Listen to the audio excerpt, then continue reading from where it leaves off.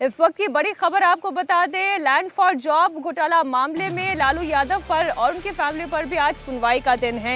इस वक्त की बड़ी खबर आपको बता दें, दिल्ली के राउल्स एवेन्यू कोर्ट में आज लैंड फॉर जॉब मामले में लालू फैमिली पर आरोप तय करने में आज फैसला हो सकता है। इस मामले में कोर्ट में 3 बार सुनवाई टाली जा चुकी है।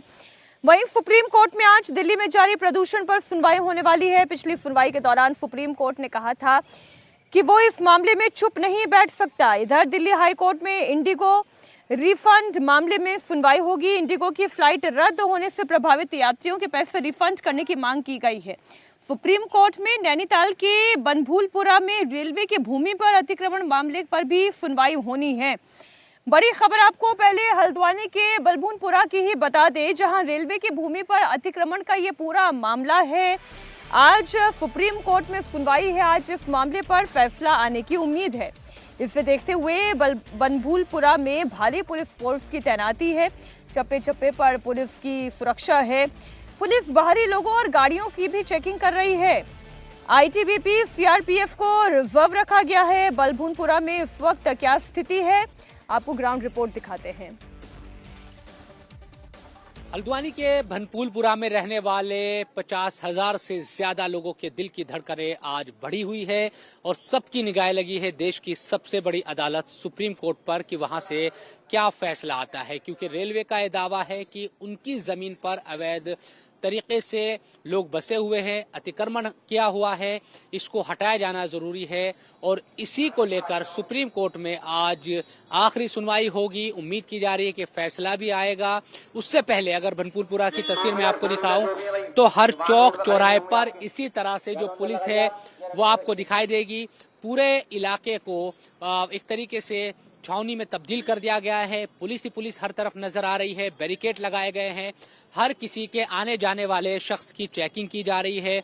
संदिग्धों पर नजर रखी जा रही है कि कोई भी संदिग्ध अंदर ना आ पाए और किसी भी तरह की जो गतिविधि है तमाम चीजों पर देखिए, दोनों तरफ जो भी सड़क हल्द्वानी के बनभूलपुरा की तरफ आती है उस सड़क को इसी तरह से बैरिकेड किया हुआ है।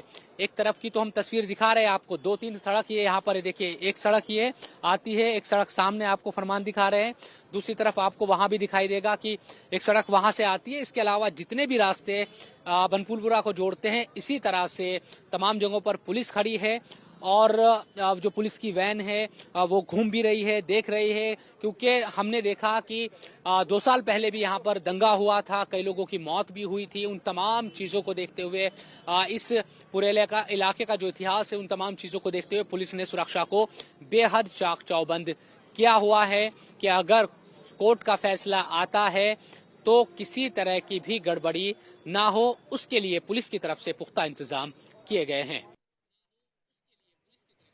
हमारे सहयोगी शोएब इस वक्त बनभूलपुरा में ही मौजूद हैं। उनकी रिपोर्ट भी अभी आपने देखी। शोएब, जो रेलवे का पक्ष है वो तो हम जान ही रहे हैं, क्योंकि वो कह रहे हैं कि ये रेलवे बोर्ड की संपत्ति है, लेकिन जिन लोगों ने यहाँ पर अपने आशियाने बनाए हुए हैं या दुकानें बनी हुई हैं, उन लोगों का पक्ष क्या है? बिल्कुल, मैं सीधा मीनाक्षी उन्हीं लोगों से बात करता हूं जो बनभूलपुरा के लोग हैं और जिन लोगों की आज एक तरीके से निगाह सुप्रीम कोर्ट पर लगी हुई है। आपका नाम क्या है?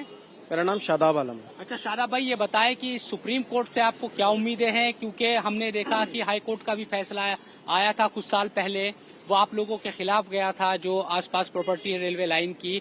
सुप्रीम कोर्ट से आप क्या उम्मीदें कर रहे हैं? हाई कोर्ट में रेलवे ने झूठ बोला था, सुप्रीम कोर्ट में रेलवे का झूठ पकड़ा गया है और स्टेट गवर्नमेंट ने माना है कि ये बहुत बड़ी आबादी जो है और इसमें कुछ हिस्सा रेलवे का अगर छोड़ दिया जाए तो बाकी हिस्सा स्टेट गवर्नमेंट का है, लगभग 70 से 80%। और स्टेट गवर्नमेंट का जो रुख है उसमें भी बिल्कुल हमें क्लियरिटी मिल चुकी है। 24 जुलाई 2024 का अगर अंतरिम आदेश आप देखेंगे, जिसमें 3 जजेस की बेंच ने इस वाली बात को फाइनल किया था कि रिहेबिलिटेशन के बिना आप इतनी बड़ी आबादी को नहीं हटा सकते हैं। तो चीफ जस्टिस ऑफ इंडिया से और तमाम जो जजेस आज बैठ रहे हैं उन सबसे हमें यही उम्मीद है कि 99% हमें उम्मीद है कि हमारे हक में फैसला आएगा, क्योंकि इतनी बड़ी बड़ी आज़ादी से पहले की जो इमारतें हैं जिनको रेलवे अपना कह रहा था उसका झूठ पकड़ा गया है। तो 100% हम डैम श्योर हैं। ठीक शोएब, आप लोगों के यहाँ पे मन की बात समझे हैं और वाकई में इतनी बड़ी जमीन पर यदि कब्जा हो गया तो ये भी सोचने वाली बात है कि जब ये कब्जा हो रहा था तब रेलवे बोर्ड क्या कर रहा था और तब प्रशासन क्या कर रहा था। बहुत शुक्रिया आपका शोएब इस पूरी जानकारी के लिए।